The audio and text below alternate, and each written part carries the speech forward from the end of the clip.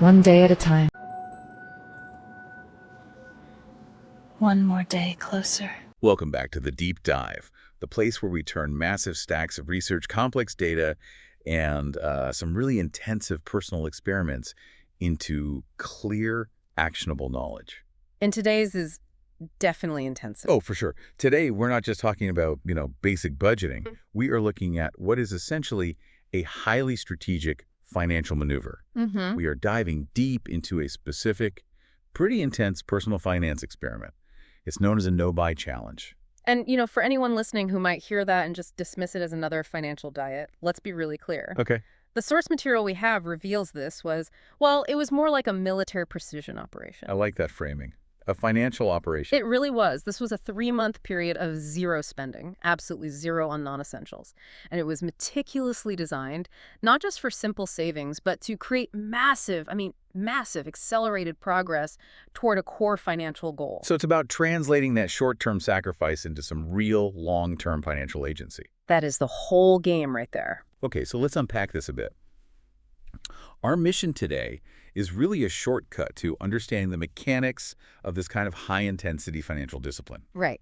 We're going to dissect the blueprint for success, the rules, the actual data, some of the surprising trade-offs, and I think most importantly, how this level of intentional restraint links directly and very rapidly to the path toward financial independence. Or FI, as it's often called. Exactly, FI. And, the stakes here were set extraordinarily high from day one. They really were. The core endeavor wasn't just some vague directive to, save more money. It had a very specific, almost surgical target. The author's primary motivation was to aggressively front-load her 401k contributions. Okay, that right there is a deliberate, highly technical strategy. Let's break that down. Yeah, let's do that. Front-loading. For anyone who isn't deep in this world, that means hitting the maximum legal limit for the year, which for 2024 was $23,500, as quickly as possible. Right. Ideally in the very first quarter of the year. And most people, they spread that contribution across, 26 paychecks. Maybe contributing $900 or so every 2 weeks. That's the standard way, yep. But she aimed to compress that entire year's worth of contributions into just 3 months. Wow. Precisely. And to achieve that, to hit that $23,500 contribution in just 3 months, she needed to redirect over $7,800 of her salary. Every single month. Every single month, on top of her regular pre-tax contribution. That kind of redirection, it requires immediate radical expense reduction. There's no other way. And the whole financial philosophy behind this, the reason you'd even attempt something so intense, is that the earlier you get that capital into the market, the better. That's it. We talk about compounding a lot, but what is the actual practical difference between having $23,500 working for you for 12 months versus having it just trickle in over the year? Well, the difference is substantial. It really is. And it even goes beyond simple compounding, although, that is the major benefit. Okay. When you front load, you maximize the amount of time your money is exposed to market growth in that specific calendar year. Right. So let's say the market has a major upswing early in the year, maybe a 15% gain in the first quarter. If you've front-loaded, you capture that entire gain on the full $23,500. Whereas someone using that traditional dollar-cost averaging approach might only have, maybe $5,000 invested at that point? So they're only capturing the gain on that much smaller portion. Exactly. You're maximizing the potential for tax-advantaged growth duration. It's a powerful move. So it really is about time in the market. Correct. And furthermore, from a financial independence perspective, especially for younger investors, front-loading acts as an immediate turbo boost. It's like hitting the nitrous button. Haha, I like that. It removes the largest retirement savings burden right away, which then frees up cash flow for other intentional investments or goals. You're building an emergency fund, tackling high-interest debt for the other 9 months of the year. So this whole challenge was the mechanism required to free up those thousands of dollars instantly. Yes. Channeling money that usually just evaporates through habitual spending and putting it straight into productive assets instead. So if you're listening to this and thinking, wow, this just sounds like an extreme exercise in denial, we really need to deliberately challenge that perception. We do, because this is not about feeling poor at all. It's about empowerment. Right. The core thesis, which the source material makes beautifully clear, is that this is not about deprivation. It is about reclaiming control. Control. Every single dollar saved during this intense 3-month period translated directly into agency gain. It means the money you earn is finally being deployed on your terms for your future, rather than just flowing automatically into consumption channels that are dictated by, marketing and habit. And that distinction, that idea of control versus deprivation, that really is the psychological foundation of the entire experiment, isn't it? It is. It shifts the whole mindset. You stop focusing on what you can't buy today, and you start focusing on the future lifestyle and the freedom that you are actively building for tomorrow. Okay, let's move into the nuts and bolts of this whole experiment, the mechanism. The how. Exactly, because this level of restriction just doesn't work without a really rigid structure. So what were the specific rules, and what was the ultimate long-term financial target that justified this kind of extreme short-term sacrifice? Okay, so defining the challenge parameters was the first crucial step, mostly to eliminate decision fatigue. Right, so you're not constantly debating, is this okay to buy? Exactly. Non-essentials had to be strictly delineated with absolutely zero ambiguity. So for this author, that meant channeling money that was usually spent on categories like dining out, spontaneous coffee runs, small impulse buys, new clothing, home decor. The typical leakage points for most people. The big ones, yeah. All of that money was funneled directly into the 401k deduction. It's the death by 1,000 small purchases, but also, as we're going to see in the data, it's the death by the few dozen large restaurant bills. Oh, for sure. So every potential expense had to pass this super strict filter. Is this purchase essential for my survival or a professional obligation? And if the answer was no, The money was instantly committed to the retirement account. that direct, automated commitment, that must create a really positive feedback loop. It's incredibly powerful. You aren't just saving the money into some general fund, you are instantly accelerating a defined, purposeful goal. It's a psychological tool that really sustains your momentum. And that purposeful goal ties directly into her long-term vision. It does. Which brings us to the ultimate financial purpose, right? The ultimate freedom she was sprinting toward. This wasn't just about maxing out one year's 401k. No, not at all. The immediate sprint was rooted in a much longer-term objective, which was to reach a key financial independence milestone known as Coast Fire. Coast Fire. I love this concept. For the listener who is maybe just now engaging with all the FI terminology, Coast Fire is one of the most appealing ideas because it offers the earliest possible psychological break from the rat race. It really does. So give us the deep definition of Coast Fire. What is it? Coast Fire means you have saved and invested a substantial amount of money, but not your full retirement amount, early in your career. Yeah.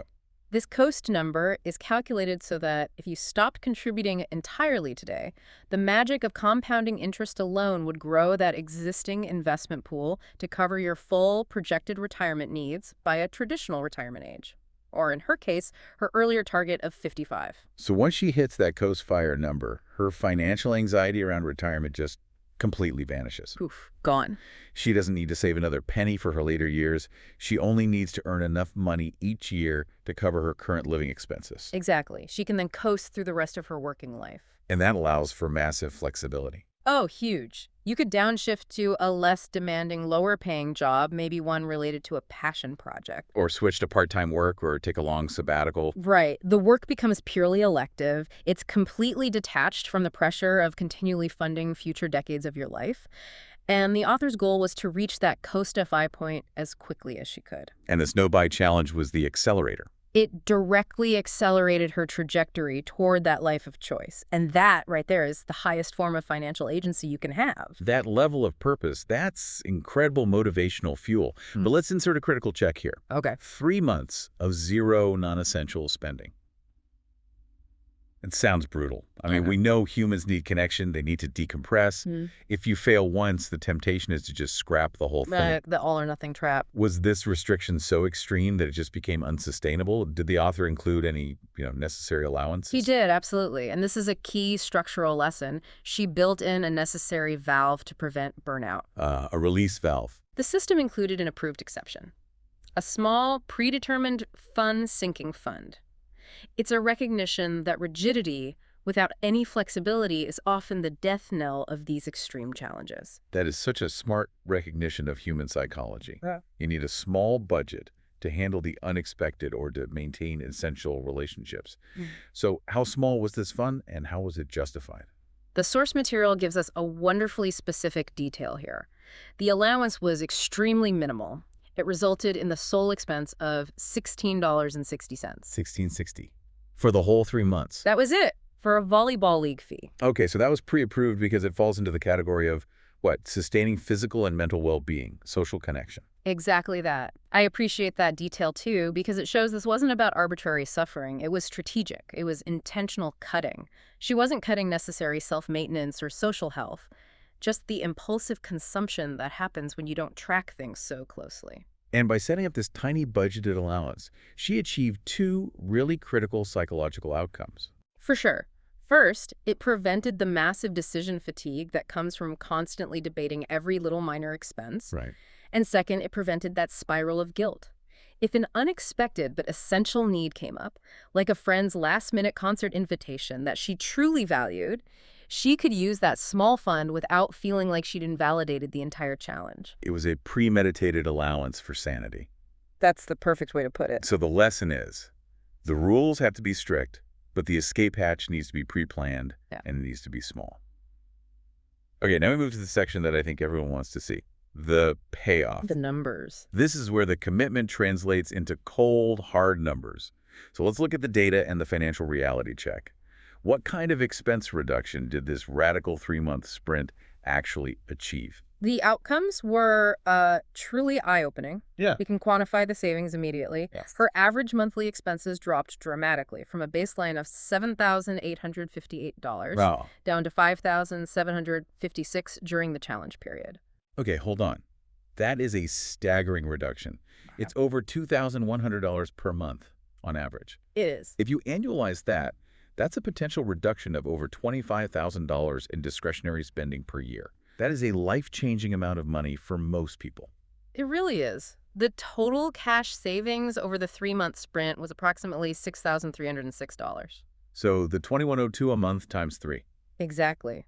And crucially, this cash was immediately funneled right into the 401k to front-load that 23.5 contribution target. This is the definition of making your savings productive instantly. You're maximizing that tax-advantaged growth duration we talked about earlier. That's it. Let's put that number into context for you if you're listening.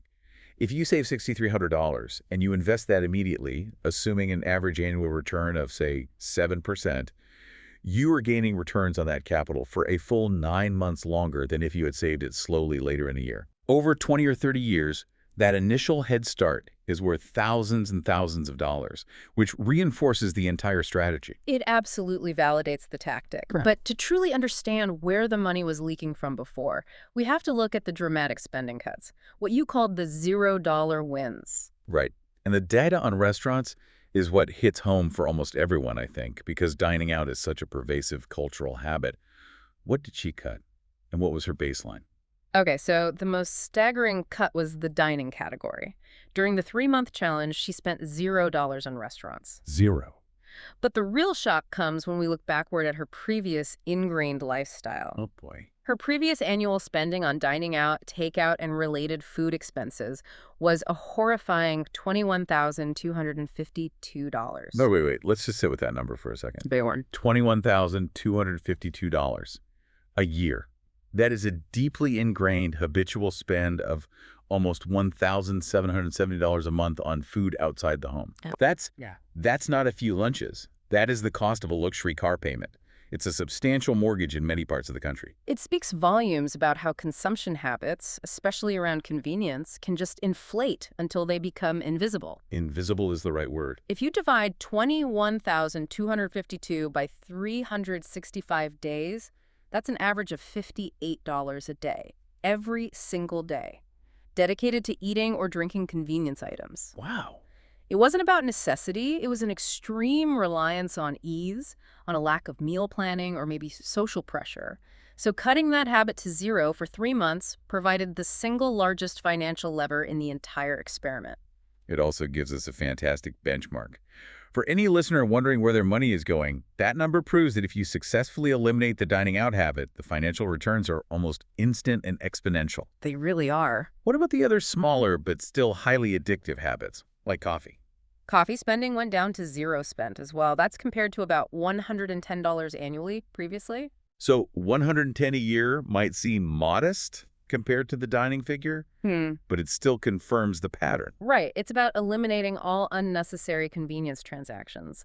That 110 was likely, occasional high-end cafe visits, which were deemed non-essential and easily replaced by just brewing at home. Okay, so the discipline was impressive, the savings were enormous, but we did note an unexpected trade-off in the budget.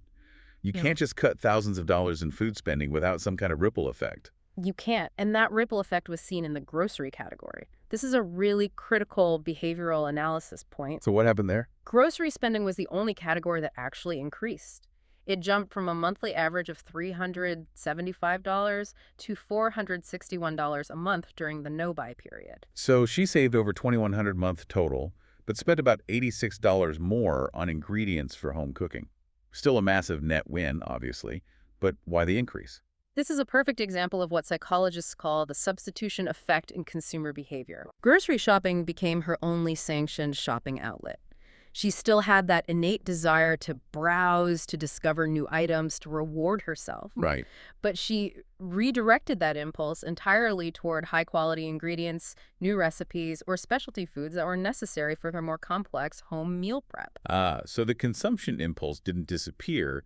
It was just channeled toward a productive, value-aligned activity. Exactly. So instead of buying a decorative candle or an impulse shirt, she bought premium ingredients. And that probably increased the overall quality of her diet and her home-cooked meals. Exactly. The author accepted this as a healthy trade-off. When you spend more on high-quality groceries and cooking, you are investing in your health, your skills, and potentially hosting friends at home, which is far cheaper and more aligned with her goal than external consumption. It was a conscious, productive redirect of the shopping impulse, not a failure of the challenge. That's the key takeaway. So moving beyond just the dollars and cents, let's explore the lasting impacts here.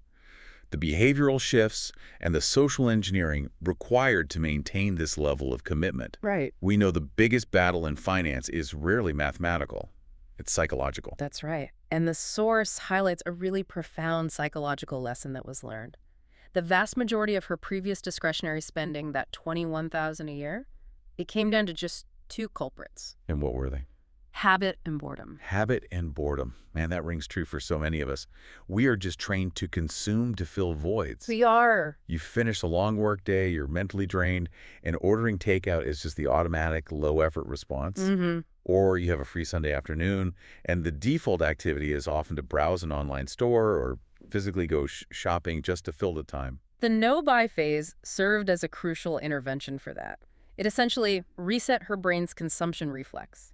It forced her to pause during those moments of habit and boredom and consciously substitute them with non-monetary activities. So she had to recognize the desire for convenience or entertainment and then actively seek a free replacement. That's it. And the ultimate insight is that lasting satisfaction does not need to depend on buying things. It's about creating new default activities that provide the same emotional fulfillment as consumption, but without the financial cost.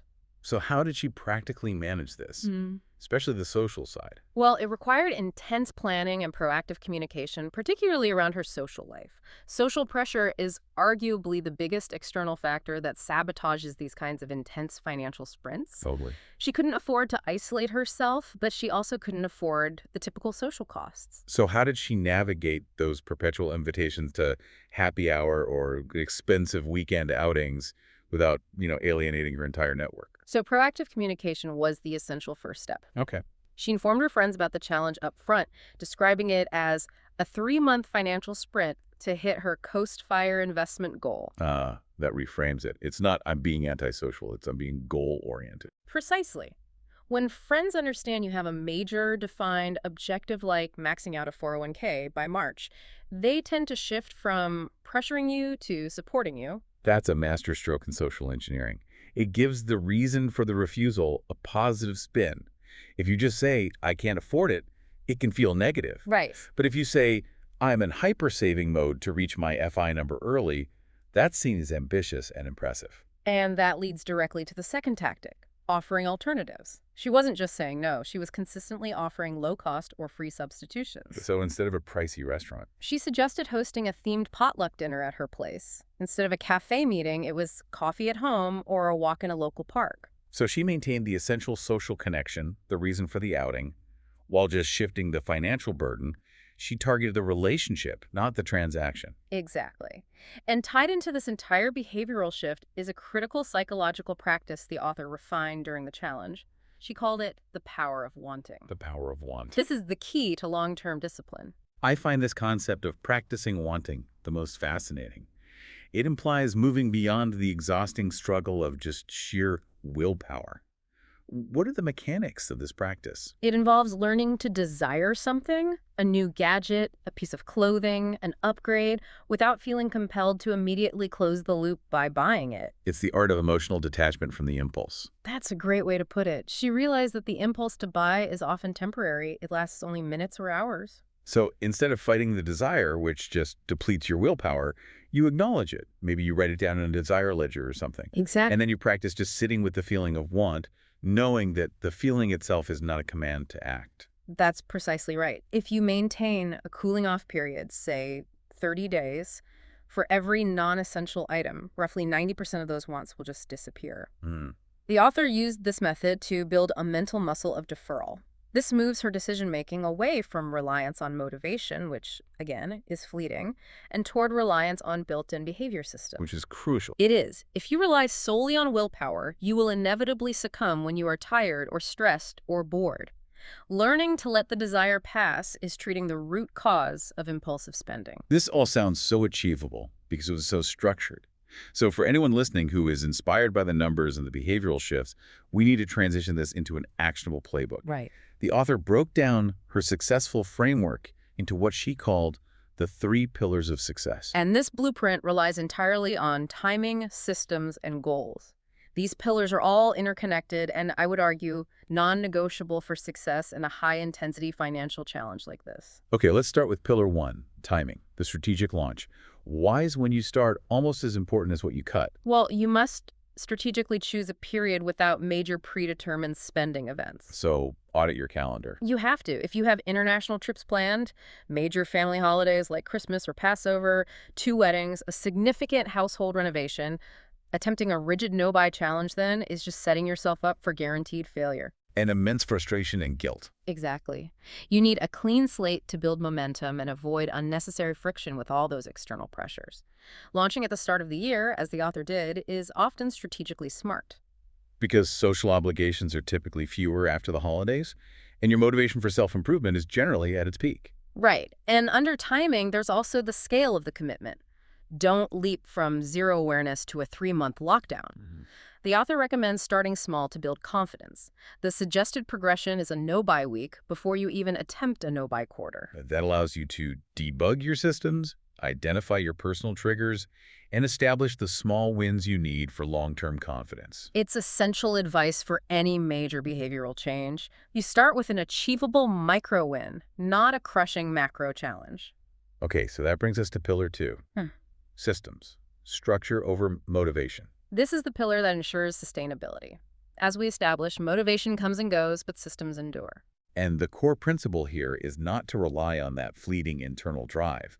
You have to proactively build a concrete structure that removes the necessity of making constant, difficult choices. It's all about removing the decision. So what does that structure look like in practice, specifically around boredom? It means planning ahead to actively fill the vacuum that's left by consumption. If you previously spent money on entertainment, you must proactively create a roster of free or low-cost activities to replace that. So exploring your local library's massive free resource center. Huge. Not just books, but potentially streaming services, museum passes, workshops. It means scheduling free community events or joining an affordable sports league like her volleyball example. You are creating an active defense mechanism against boredom. If your schedule is deliberately structured with free activities, you just don't have time to browse online stores or open the delivery apps. You eliminate the opportunity for impulse. Exactly. Yeah. And reinforcing that social engineering aspect, the system demands that you proactively maintain social connections by consistently offering those low-cost alternatives. Because isolation can lead to comfort spending. Oh, absolutely. Ordering delivery, excessive snacking, or buying things online just to cope with loneliness or stress. The system has to support connection without the cost. Okay, and finally, pillar 3, goals. The why behind the what. This reinforces the idea that the experiment wasn't just aimless penny pinching. Not at all. And the goals must be clear, emotionally resonant, and automated. First, you need clear rules. Define them up front. Yes, the rules have to remove ambiguity. So not I will buy less makeup, but I will only replace consumables like toothpaste and soap, and I will buy no new clothes, no decorative items, no electronic gadgets. Specificity is your greatest protection against rationalization. If the rule is vague, your brain will find a loophole. It always will. Specificity shuts down the debate before it even starts. Okay. Secondly, you need a defined purpose. This purpose must go deeper than just save money. It has to be the why that makes the 3 months of sacrifice feel worthwhile. So for her, it was specifically maximizing this 401k to aggressively hit that Coast Fire number and gain freedom by age 55. That specific emotional connection to a long-term future is what sustains your commitment during the difficult moments. And the final piece, the non-negotiable mechanism that turns intention into reality. Automation. How did she ensure the money actually went to the goal and not back into her pocket?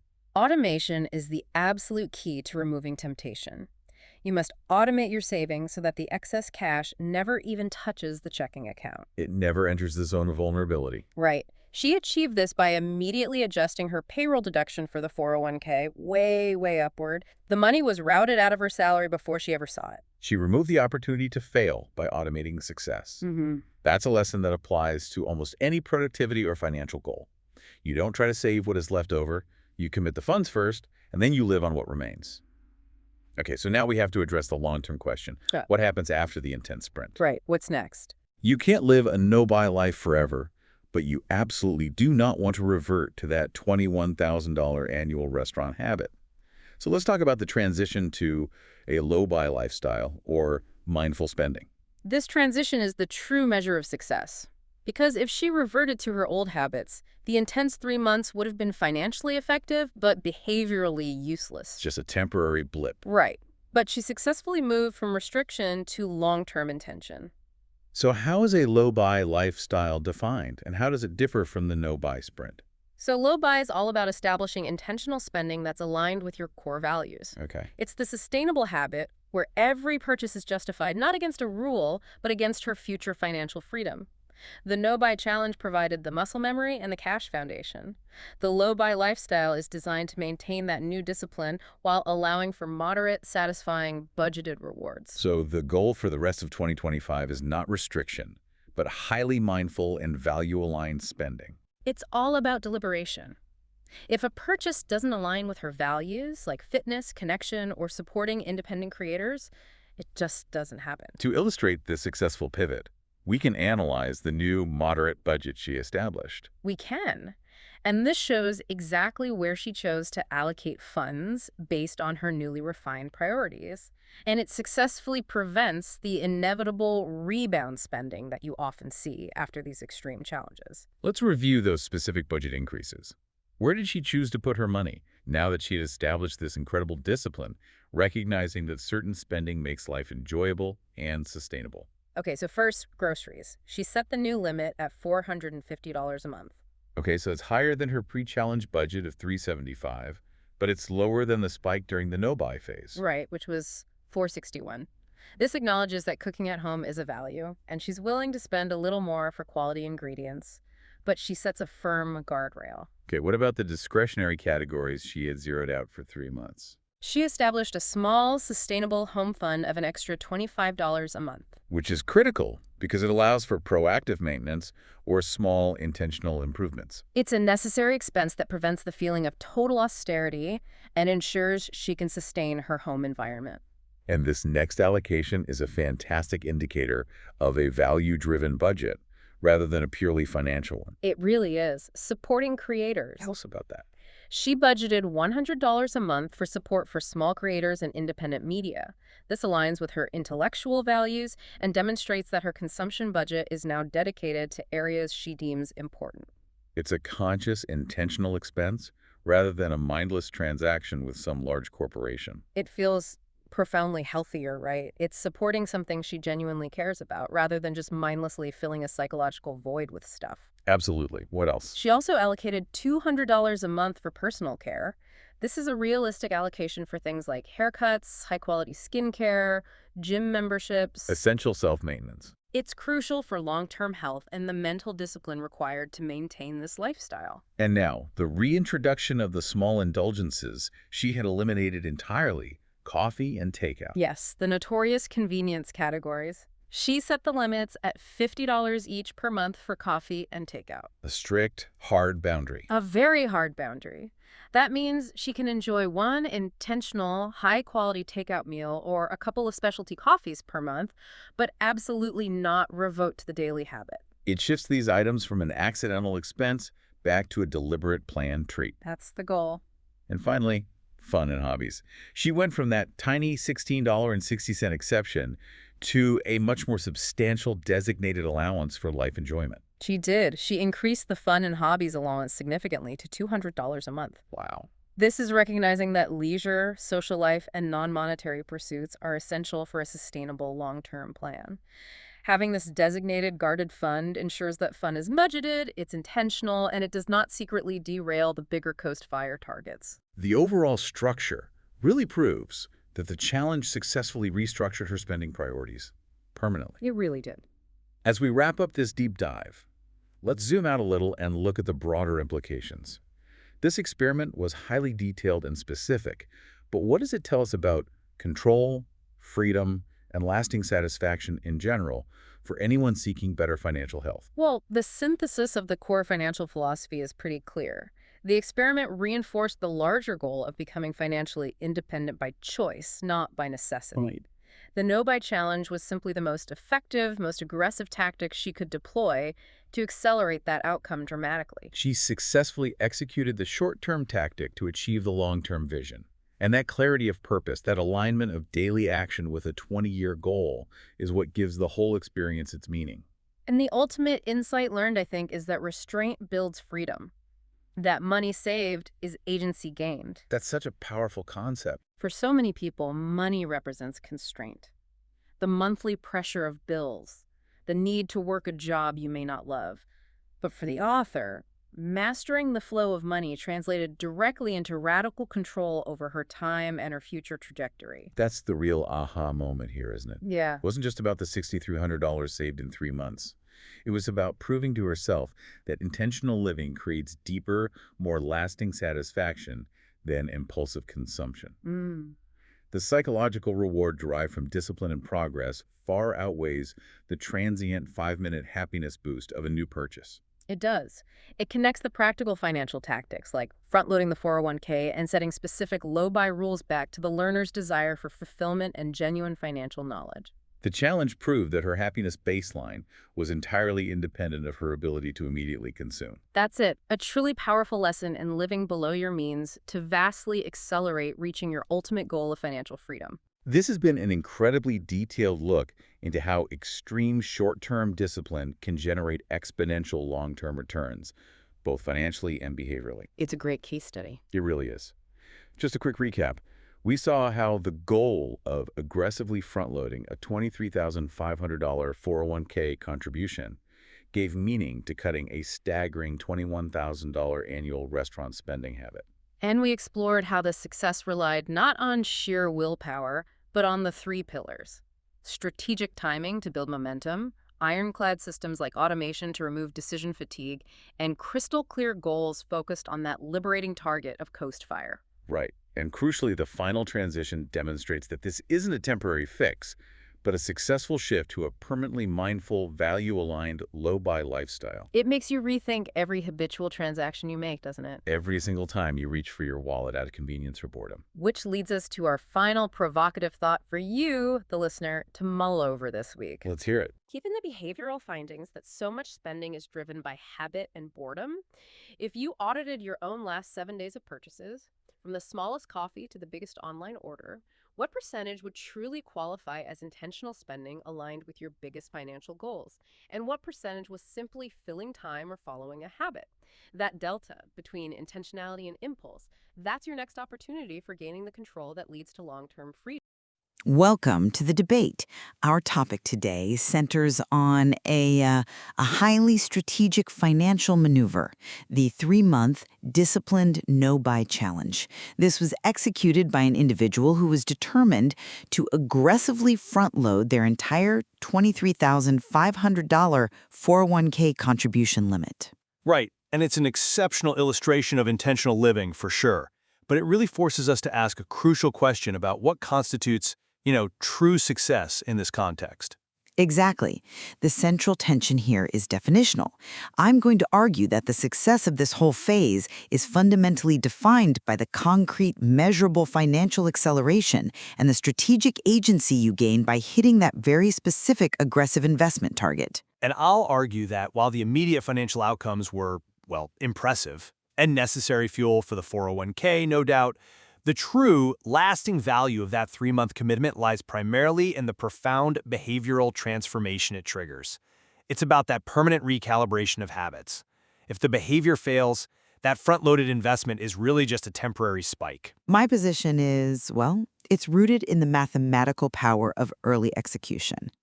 The objective was hyper-specific, to maximize the investment runway by getting the full 401k limit in there immediately. For someone aiming for coast fire, where early investment growth is just paramount, front-loading $23,500 at the start of the year, rather than, dollar cost averaging over 12 months, it provides a critical compounding advantage. And we can acknowledge the financial efficiency inherent in that timing, of course. This financial imperative dictated the method. The no-buy commitment wasn't some generalized suggestion. It was an aggressive cash extraction strategy. And we see the results, the dramatic, directly measurable outcomes. Expenses plummeted from a monthly average of $7,858 down to $5,756. That's a reduction of over $2,100 per month, immediately converted into investment capacity. I mean, this isn't just passive savings. This is active asset generation. I just come at this from a different way. That high-impact savings figure is undeniable, but relying on short-term austerity doesn't guarantee long-term financial security. The lasting impact has to be measured by the shift in these deeply ingrained consumption habits. The truly valuable discovery the author made was recognizing that so much of her previous spending was simply a reaction to habit and boredom. The no-buy phase was a clinical exercise designed to disrupt those patterns, to fundamentally reset that psychological impulse to buy.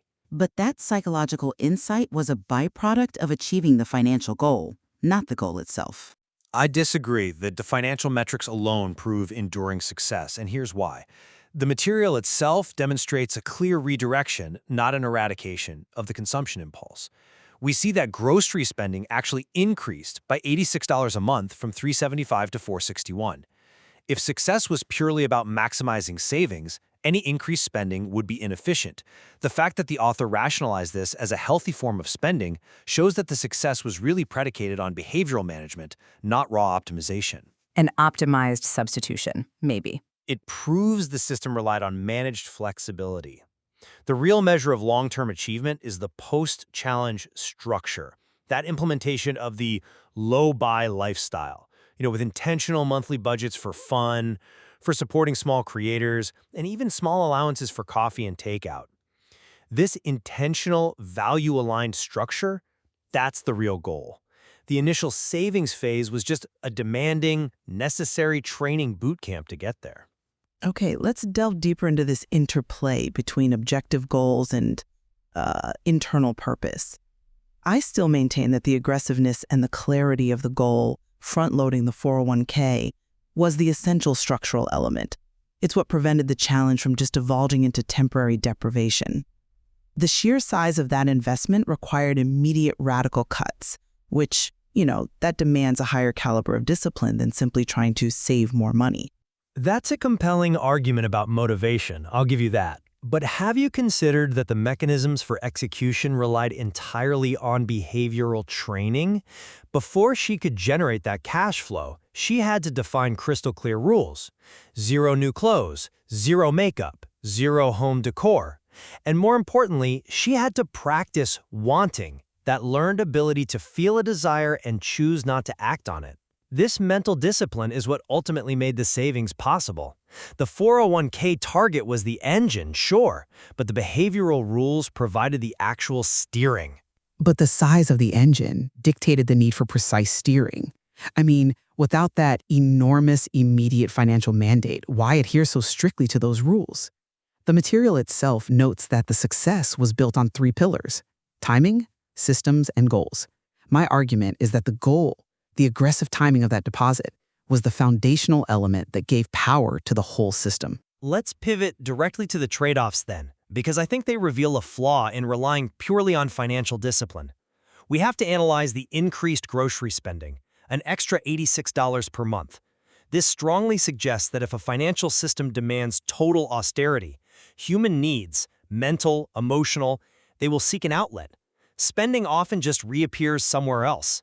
The challenge only succeeded because the author strategically approved of the grocery trade-off. And what's wrong with that strategic approval? It proves that success was contingent on flexibility and behavioral management, on understanding and building allowances around human needs, rather than pure, raw financial denial.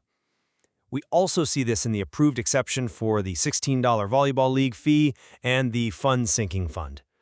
These exceptions were necessary to maintain psychological equilibrium, which suggests that the behavioral system was ultimately more crucial than the rigid financial discipline itself. I see why you emphasize flexibility, but I frame that very differently. The increased grocery spending wasn't a psychological leak. It was an acknowledged, optimized resource reallocation. I mean, look at the magnitude of the consumption that was eliminated. Over $21,000 a year in restaurant spending, over $100 on coffee, all gone. By channeling energy into the grocery budget, a functional, necessary expense, the author maintained discipline in the high-impact, non-essential categories. That fund-sinking fund was intentionally designed to prevent guilt and keep the overall financial goal on track. It wasn't a behavioral failure, it was strategic optimization. I agree they maximize the investment, but if we look at longevity, your argument suggests the intense 3-month phase was the sole catalyst. It was the necessary catalyst. That initial high-contrast period of completely eliminating discretionary spending, it provided unparalleled self-awareness and definitively reset her habits. This aggressive shock treatment is precisely what makes the subsequent, more relaxed, low-buy budget sustainable. It makes it intentional, rather than just a slide back toward old habits. Restraint, when it's applied aggressively and successfully like this, it builds true financial freedom by clarifying what is truly essential. That's an interesting point about the utility of intensity, though I would frame the catalyst differently. The sustained success isn't the no-buy itself, but the systemic planning that followed and transitioned her away from that period of scarcity. Success is ultimately defined by the fact that she learned and implemented a system of planning 3 or low-cost activities, leveraging the library, community events, reading, and successfully communicating these alternatives to friends. The savings gave her the capacity to choose that life. Chooses the intention behind the spending. That permanent operational shift demonstrates that the behavioral insight that intentional living is fulfilling is the primary value. The immediate financial gain was the necessary fuel, yes, but the ongoing system is the only thing protecting that investment moving forward. The goal is working because she chooses to, not because she has to. So to summarize my perspective, the 3-month no-buy was a highly effective financial strategy, overwhelmingly validated by the immediate, measurable savings and the critical ability to front-load key retirement investments. The agency and the mathematical leverage gained from this financial acceleration fundamentally drives the long-term vision of reaching coast fire by 55. The fidelity of the execution to the financial objective is really the ultimate benchmark here. And while I share your respect for the fidelity of that execution, the lasting success rests squarely on the foundation of the behavioral reset, the profound awareness that previous consumption was driven by mindless habit and, boredom. The real measure of achievement is that seamless transition to the disciplined, intentional, low-buy structure. That indicates a permanent conceptual shift in consumption that ensures those hard-won financial gains are not eroded. We both certainly agree that the entire endeavor was structured brilliantly, both financially and psychologically. Absolutely. But we leave the listener to consider whether this path to financial independence is primarily an exercise in optimizing capital accumulation against the clock, or if it's fundamentally about reshaping the underlying psychology of consumption to sustain that acceleration. Clearly, understanding how these two forces interact is crucial for any successful long-term financial journey.